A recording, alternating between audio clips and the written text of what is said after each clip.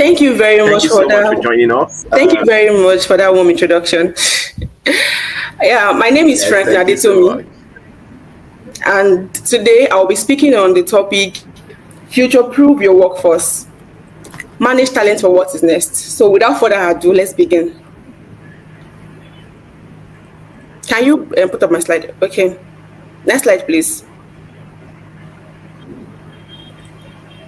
Yeah, beyond the buzzword, it's about our people. So, a few weeks ago, I was scrolling on Instagram and I saw a post that says, in 2025, it's not AI that will take your job. It's someone who knows how to use AI. And I just paused because the truth is, the world is changing faster than most of us are even ready for. But beyond the buzzwords, AI, automation, RPAs, tech, and the likes, it's about our people. The world around us is changing very fast, right? But the human potential is limitless. And to be very honest, this wave of innovation and disruption is not entirely new. Because I can remember that a few years ago, we didn't have desktop, we didn't have PCs, we didn't have smartphones, MacBook, and the likes. All we had then were typewriters, and some people were proficient in the use of typewriters. And just like we are hearing the wave of automation, just like we're hearing these buzzwords now, automation, artificial intelligence, and the likes, they also heard about PCs and desktops then. But what was the difference? These people did not brace up for what was coming. They didn't evolve, they didn't pivot. And today, most of them, they are nowhere to be found. So, which is why this conversation is not just about what the future brings, right? But how we are preparing ourselves and our workforce to respond to the future brings. So today, this conversation is going to be about how to prepare ourselves and our team to grow, to adapt, and to win, no matter what the future brings. So work with me. Next slide, please. All right, navigating the VUCA tides. There's a big question here. The world is shifting. Are we shifting with it? So VUCA is an acronym that stands for volatility, uncertainty, complexity, and ambiguity. Volatility means that by volatility, we're talking about rate of change, we're talking about market swings, we're talking about customers' demand changing overnight. And what was hot yesterday is no longer hot today. A very good example is BlackBerry phone. In 2009, 2010, BlackBerry was an household name, and it was the biggest thing in town. Everyone was asking for, oh, what's your BB pin? Can I have your BB pin? Can I ping you? That was the biggest one. If you do not have a BlackBerry phone, then you are not a big girl. So like, having a BlackBerry phone then was an achievement. But today, BlackBerry is no longer in business. Another example is this my beautiful phone, Infinix Smart 6. I bought this phone 3 years ago, and when I bought it, it was one of the latest Infinix release at that time, and the Android version was 8.0, so it was fine, it was shiny, it was very fast. But today, the latest Android version is 15.0, and my phone can no longer compete. I can no longer do some things. In fact, I cannot use Zoom on my phone. If I want to use LinkedIn and WhatsApp, I have to freeze LinkedIn before using WhatsApp. So you can just imagine. That's tell us that what was hot yesterday is no longer hot today. We are in a volatile environment. U stands for uncertainty, and by uncertainty, we're talking lack of clarity. The truth is, predicting the future is a fool's errand. We can't know everything. Who would have thought that in 2020 there was going to be something called COVID-19, and because of that, we would have to like shut down our physical offices and work from home for months. So the truth is, no one can accurately predict tomorrow. All we can do is we can look at the trends, we can look at the data, we can look at our industry. We can use predictive analysis.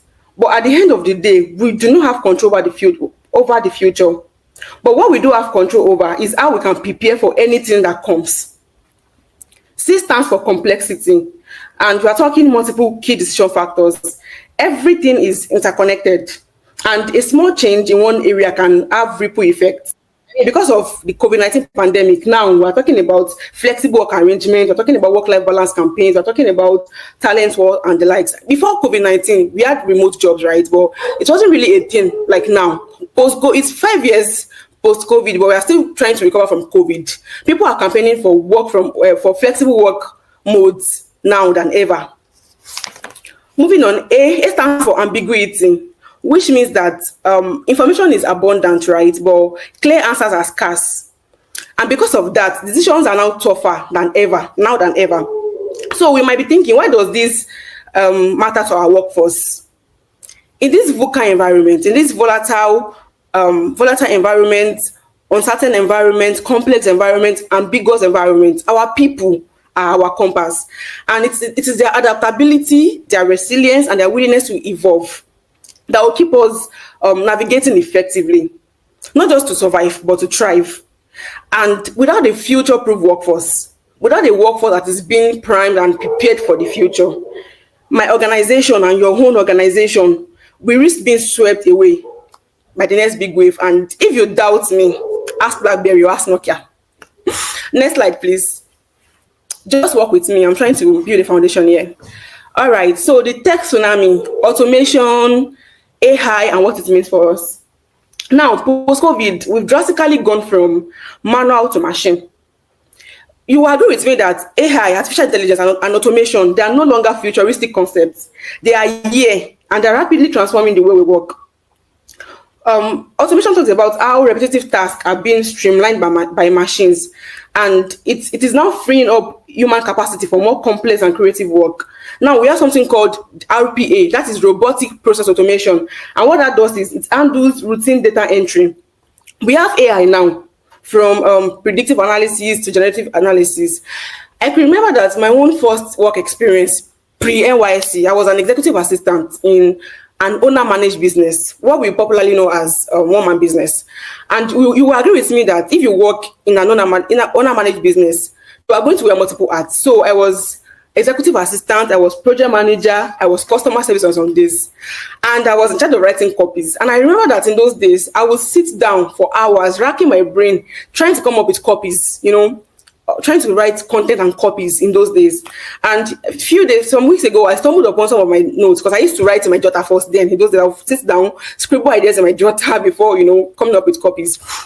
So I stumbled upon one of my jotters and I was surprised. Oh my God, in those days, I would literally sit down for hours thinking about racking my brain. And of course, I was proud of myself. Oh, I wrote all of this from my brain.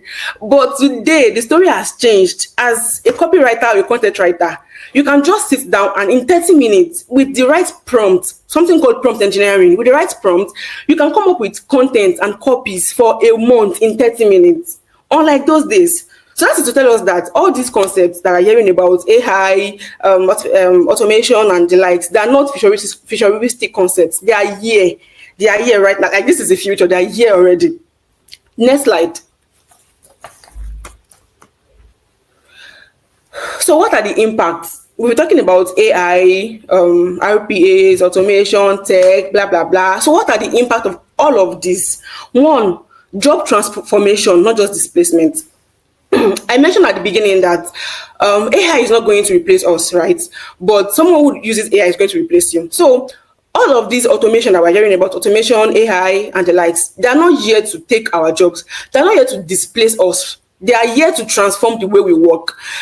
They are here to make sure that, all of these manual jobs that we do, become streamlined, and we now have more time to do strategic work instead of just the normal boring and routine work. So I'm going to be explaining this using a game called Cooking Fever. I would have used Candy Crush, but I'm not a Candy Crush fan. So, I love Cooking Fever so much. I'm going to use Cooking Fever. So I feel like this is going to bring it close to home. So if you are familiar with Cooking Fever, you will know that, so imagine that you're a chef in Cooking Fever, and every day you are cutting vegetables manually with your hand. You are taking customer orders, you are cutting vegetables, you are flipping burgers, you are flipping sausage, donut and the likes, and you are pouring sodas with your hand and all. It is very fun, but it can get so overwhelming. But imagine that there's a new update in Cooking Fever that ensures that there's a smart grill that can flip your burger for you, that can flip your sausage, your snacks for you, and there's an automatic drink dispenser that can dispense drink for you. Does that mean that you will be sacked as a chef? The answer is no, you won't be sacked. But it just means that now that you now have a robot that is dispensing drink for you, now have a smart grill, your work technique is going to change, right? Instead of cutting the vegetable yourself, flipping burgers yourself, now you have to program the smart grill. You have to program the BOT, the a robot that is dispensing the drink. Your job has not been displaced, has been transformed. To bring it close to home, let me use the HR balance. So let's imagine that you are an HR manager or an HR officer. Okay, for example, in my own organization, we have a little above 1,000 employees in Nigeria. So imagine that you're an HR officer in my company, for example, and you are managing employee records, you are doing payroll, or you are doing recruitment, and you are doing all of these things manually every day. Like, if you want to pay salary at the end of the month, maybe 2 weeks before salary, you have to sit down every day as you are entering payroll data into spreadsheet. And if you want to recruit, you are manually sifting paper resumes. It is a lot of manual job. It is thorough. It is overwhelming. But imagine that your company now invests in an HRIS, human resource information system, that has an ATS, that is applicant tracking system, that sifts through resumes, or that HRIS has an automated payroll and digital employee files. Does that mean that you're out of job? The answer is no. It doesn't mean that you're out of job, right? But it means that instead of doing the manual job, the repetitive and the boring job, now you are doing strategic jobs. Instead of manually sifting through payroll, now what you have to do is know how to use the HRIS, use the normal command and the prompt, and with a snap of finger, you are doing payroll, you are doing there's a digital files. Instead of swimming in paperwork, there's a digital employee files. Instead of sifting for 1 hour trying to get the right resumes, excuse me, now it is automated. What does this do? Does it mean that you will lose your job? No. It just means that now you have more time on your hands for employee experience design, because all your admin tasks, your routine task has been streamlined and automated. Now you have more time. You have more time to initiate employee engagement initiatives and the likes. And the best part for me is that now that you now have more time on your hands, you have time for human connection. You have more time for one-on-one conversations with your employees. You can provide coaching, you can resolve complex issues, and you can truly understand their needs and aspirations, unlike when you had so much on your hands. So this automation and the likes is not yet to displace you out of your job, but it is yet to transform your job. Second point, increased efficiency and innovation. So let's imagine that you're an HR officer and you have, let's say, 100 staff this time around in your organization, and every single time your employees have a question, they're always coming to you. Maybe they have questions about their leave balance, their benefits, or company policy, or anything. They're always coming to you every single day. That means they're going to be spending a lot of hours, productive hours, on just answering employee queries. And let's imagine that you are doing your training manually, and you have to schedule everyone manually for training. You have to print materials, you have to track attendance on a spreadsheet. It's going to be so overwhelming. So now imagine that your company decides to implement an AI-powered HR chatbot, that can answer common employee questions. Or maybe you have an LMS, learning management system, right? And this LMS can automate training for you. It can track completion rates and provide learning modules. What does this do for you? Now that all of these routine tasks has been taken care of, you can now increase your efficiency. You can now come up with initiatives and proactive problem solving skills and strategic partnership, because all your routine tasks has been taken away. Lastly, a new skill set is required. So let's say before you were very good at, you knew how to compute payroll manually on Excel, you know a bit of company policy and the likes. But now that your company has introduced new HRIS system, human resource information system, LMS, learning management system, ATS, applicant tracking system, your company has introduced all of these things now. Your job has shifted from the manual job that you used to do before. Does that mean that you no longer need your foundational HR knowledge? No, you still need your foundational HR knowledge, right? But then you have to take up new skills. You cannot just depend on what you used to do before. How you used to compute payroll before, and how you used to screen resume before. Now you need to learn how to use HR technology tools like HRIS, ATS, LMS, and the likes. And again, you also need a little bit of data analytics tools. I'm going to be talking about this very soon later. You also need data analytics too, because if you are using HRIS, like maybe let's say you are using Seamless HR or Zoho or Paid HCM and the likes, at the end of the day, maybe quarterly or annually or monthly, you can go back to the back end and get some data, right? So, but you also, as an HR person, you need to be able to tell a story with data that you have. I'm still going to talk about that in later. Next slide. So what does it really mean to future-proof your workforce? It means getting your team ready for tomorrow's challenges today. Making sure that your people have the skills, they have the tools, they have the mindset and the support that they need to succeed no matter how work changes. So it's basically an ongoing commitment to developing a workforce that is, one, adaptable. So what does it mean to be adaptable? They have to be ready to embrace changes and pivot quickly. They have to be able to learn new ways of working. So imagine that a few years ago, you entered HR because, oh, I don't like calculation, so I think that HR is going to be good for me. Just to talk to you. As an HR, I love people now. You know, when you ask some people, why did you come into HR? They will tell you, oh, I love people. You know, I love talking to people. I love solving people's problem. Oh my God, I love. So let's imagine that you came into HR because you don't like calculating. Now, surprise, surprise, we have HR analytics. And it's a little bit of calculation here and there. So the world is evolving and you have to build a workforce that is adaptable, that's ready to pivot quickly because the world of work is evolving very fast and you have to be able to adapt. Two, we have resilience. Resilience means ability to bounce back from challenges and thrive amidst uncertainty. We need to build a workforce that is resilient. That workforce that is able to bounce back from challenges, and thrive even when they are uncertain. Three, we need a workforce that is continuously learning. In fact, this one is a no-brainer. In this world of work that is evolving every day, we need to build a workforce that has a mindset of lifelong learning, a lifelong commitment to learning. In fact, the day you stop learning, you start dying. So we need to build a workforce that has a mindset of continuous learning. Not like, oh, this is the way we should do this thing. Our company is 30 years, and from 30 years ago, this is the way we should do this thing. That's what we've been doing it. No, you have to build a workforce that they are committed to lifelong learning. They're always on the lookout for what is the new thing that is strengthening and they're learning. Innovatively minded. We have to build a workforce that is encouraged to experiment, challenge the status quo, and find better ways of doing things. So instead of just backing instructions to them, oh, go and do this and do it this way, we must be able to encourage our workforce to try new things and challenge the status quo. Technological empowered. We need to build a workforce that is confident in leveraging emerging tech to enhance their work and problem solving. Really, future proofing is about preparing for and not protecting from. I'll say that again. Future proofing is about preparing for and not protecting from. It's about preparedness over protection. So you have to build a workforce that is confident in using tech skills and emerging technologies to enhance their work and their problem solving. Next slide, please. So why now more than ever? Why do we have to start future proofing? I mean, the future is still far now, right? So why do we have to now?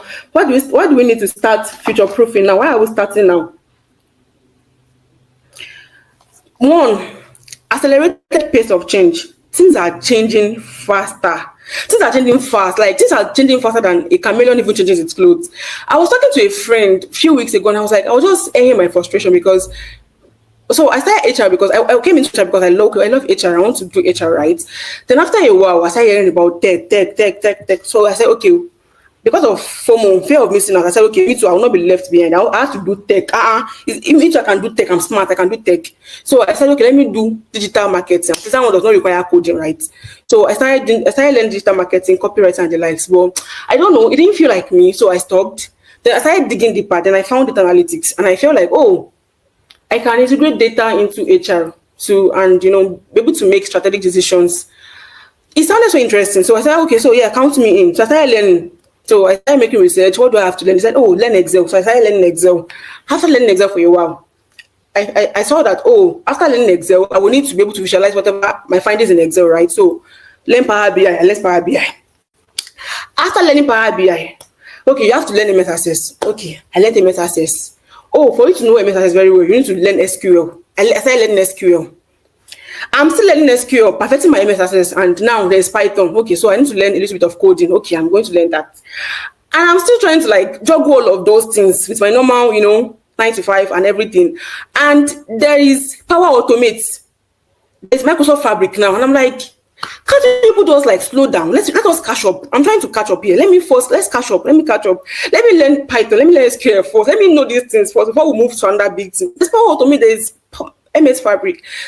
That is to say that every day things are changing very fast. So you need things are changing very fast. So you and your team, if your team is not growing, if they are not learning and adjusting, they will fall behind no matter how talented they are now, because the world is evolving very fast. Two, why now more than ever? Talent scarcity. There is a talent war that is ongoing right now in the world. The best hands out there, they are interested in their continuous growth. So if they see that you do not have plans for them to grow, they will cut you off. It's as simple as that. Three, global competition. The competition out there is cutthroat. And for you to stay competitive, it means that you have a workforce that can deliver at the highest level. So you need to start now. Four, employee expectations. Today's workforce, especially my generation, in the Gen Zs and the Gen Alphas that are coming up, they value learning and development. They value a clear path for growth. So if you are not offering them that, they're going to jackpot, they're going to leave you. Next slide. My time is fast spent, so I'm trying to rush as much as possible. Next slide, please. Okay. Making our workforce future ready. What are the skills that our team need to learn today to prepare them for what is coming? One, data analytics. So I'm not saying that everybody has to be a data analyst. No, that's not what I'm saying. But then I'm saying that everyone, no matter what profession or what your job role is, you need a little bit of data analytics. You need to learn, maybe not everything, but at least you need a little bit of Excel, Power BI, and maybe, well, Power BI and Tableau does basically the same thing. They're both visualization tools. So if you know Power BI, you don't need Tableau. But then you need a little bit of data analytics tools. So imagine that you are a customer service person, and as a customer service person, you can do a little bit of analytics, and you tell your manager or maybe your MD or something, and you tell them, oh, from my analysis, I realized that product ABC gets more sold out in June, July, August, while product XYZ gets more sold out in maybe September, November.